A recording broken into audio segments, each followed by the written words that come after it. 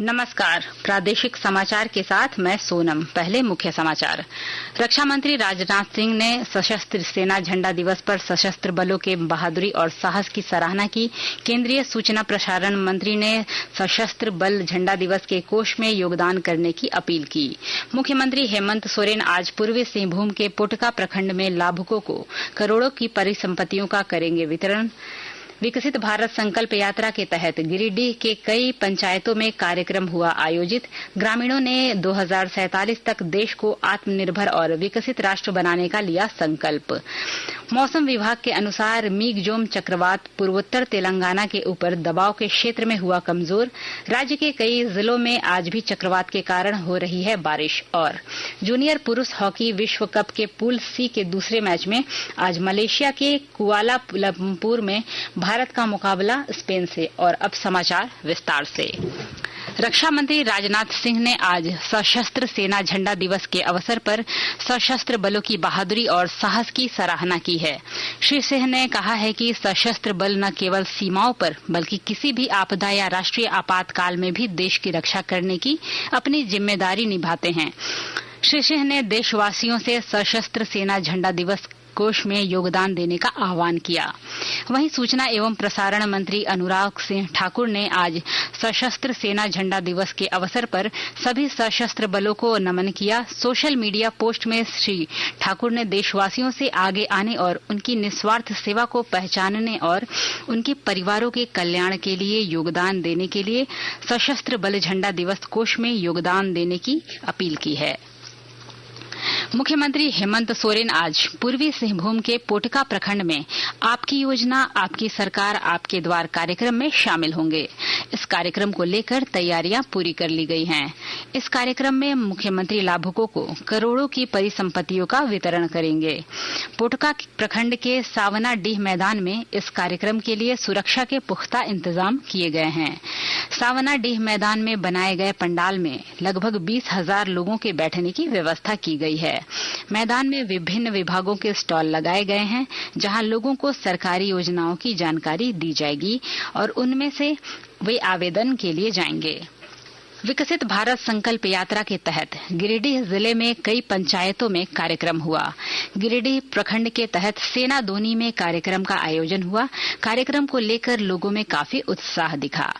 रथ से सरकार द्वारा चलाई जा रही जन कल्याणकारी योजनाओं की जानकारी दी गई।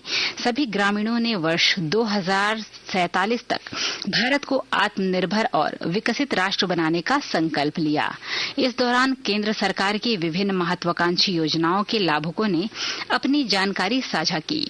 किसानों ने कहा कि केंद्र की नरेंद्र मोदी सरकार ने किसान सम्मान निधि देकर खेती को आसान कर दिया है।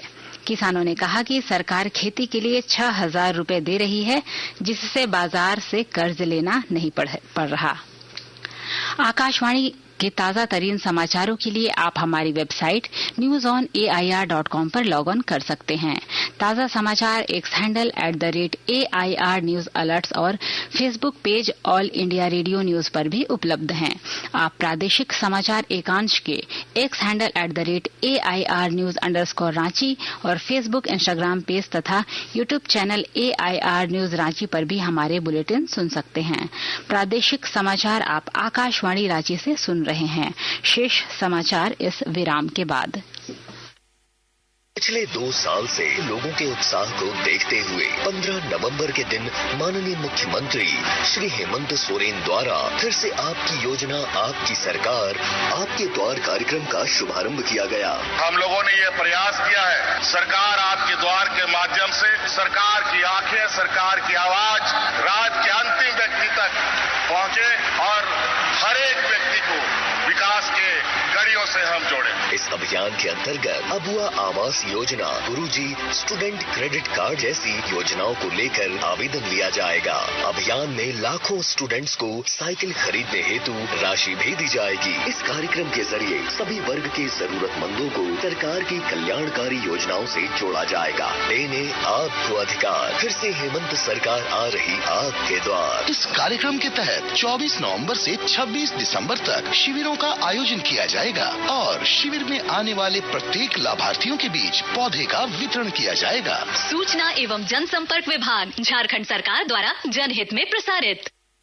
भारत मौसम विज्ञान विभाग के अनुसार चक्रवात मिगजोम पूर्वोत्तर तेलंगाना के ऊपर दबाव के क्षेत्र में कमजोर हो गया है।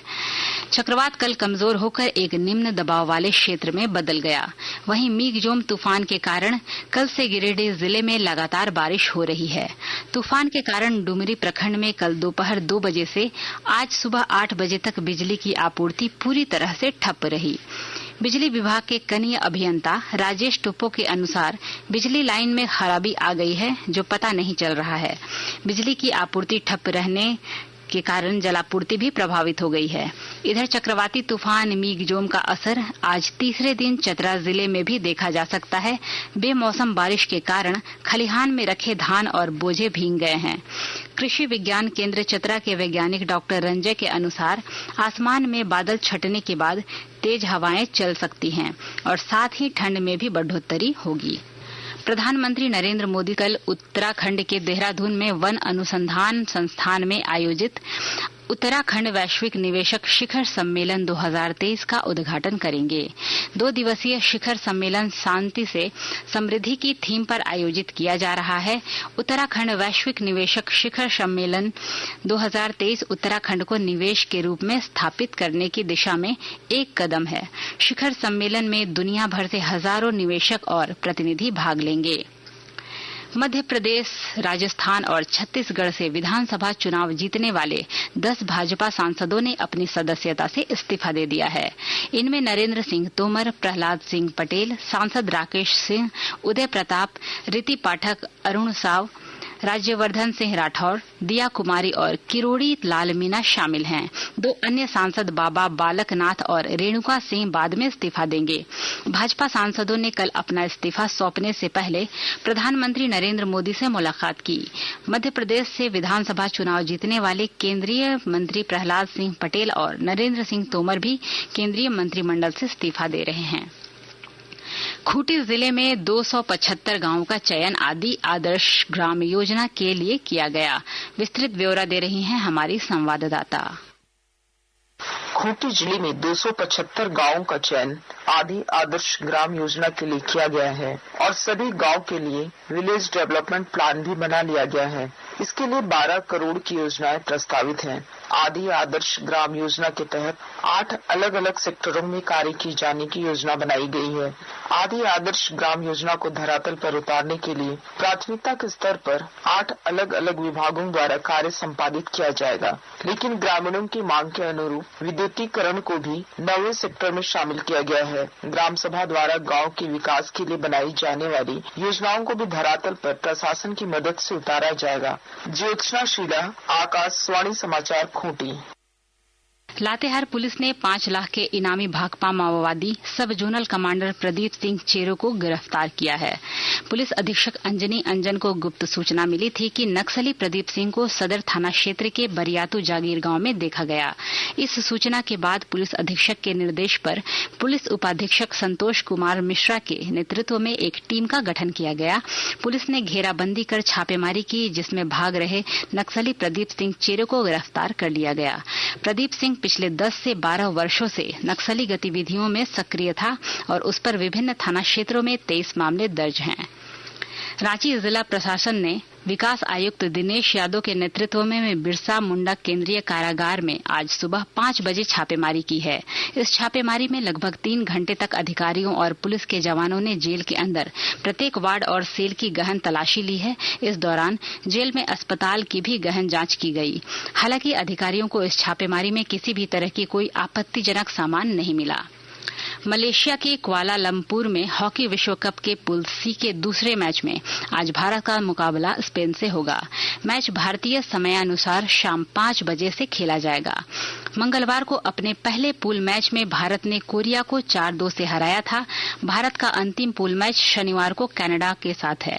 4 पूल में से प्रत्येक की 2 शीर्ष टीमें क्वार्टर फाइनल के लिए क्वालिफाई करेंगी। अंत में मुख्य समाचार एक बार फिर। रक्षा मंत्री राजनाथ सिंह ने सशस्त्र सेना झंडा दिवस पर सशस्त्र बलों के बहादुरी और साहस की सराहना की।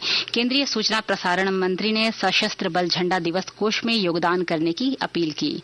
मुख्यमंत्री हेमंत सोरेन आज पूर्वी सिंहभूम के पोटका प्रखंड में लाभुकों को करोड़ों की परिसंपत्तियों का करेंगे वितरण। विकसित भारत संकल्प यात्रा के तहत गिरिडीह के कई पंचायतों में कार्यक्रम हुआ आयोजित। ग्रामीणों ने 2047 तक देश को आत्मनिर्भर और विकसित राष्ट्र बनाने का लिया संकल्प। मौसम विभाग के अनुसार मीगजोम चक्रवात पूर्वोत्तर तेलंगाना के ऊपर दबाव के क्षेत्र में हुआ कमजोर।